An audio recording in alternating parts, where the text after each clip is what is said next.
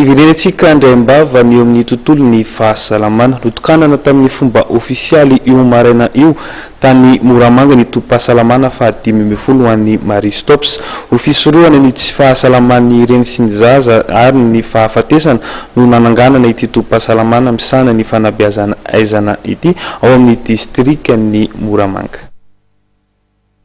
Ny 12 faingo 500 tanora latsaky ny 12 taona fotsiny no mampiasa ny fanabeazana aizana eto Madagasikara ary nisy iray apatelin'ny tovavy latsaky ny 12 taona dia lasa renjaza.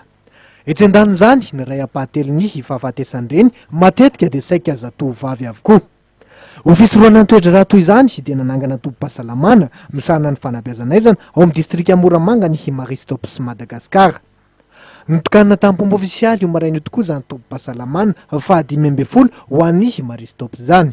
Natsapa izany izay fa vitsy dia vitsy ireo tanora izay mahazo izany service izany. Maro ny antony fa anisan'ny izay fantatreko ireo fanadihadiana dia ny hoe ireo tanora ireo dia mitady tobim-pahasalamana izay mifanaraka aminy. Ina moa izany tobim-pahasalamana takatry ny fahefa-mividina. Tobim-pahasalamana misy ireo mpiara-miasa sy mpitsabo izay mafantatra ny filana.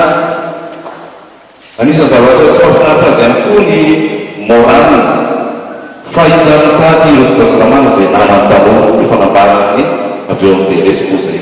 Dia izay ny atonga ny nanapa-kevitra fa dia nanokatra tobim-pahasalamana izay natokana ho an'ny tanora latsaky ny 20 taona. Efa norariana tokoa ny fanangana tobim-pahasalamana misana ny fanabeazana aizana toy izao ao Moramanga noho ny antony maro, isan'izany ity tanàna ity izay keon-dalina fandalovan'ny vahiny maro. Eo ihany koa ny fiarovanareo tanora. Dia amin'ny efakely any izany hoe ireo tanora lelanelany 10 taona hatramin'ny 20 taona. Izany hoe eo amin'ny 32% amin'ny vahoaka atontsika izany dia tanora daholo. Ary raha rehefa Moramanga manokana moa raha araka ny totanisa azinay dia eo amin'ny 100,000 eo ny tanora ao anatin'izay.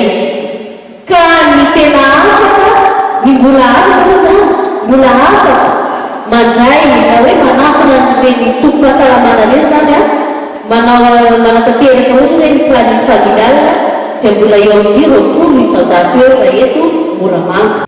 Saika hita ato amin'ity toby misana ny fanabeazana aizana ity avokoa ireo fitaovana tolotra ary toromarika rehetra ilaina indrindra ho an'ireo tanora.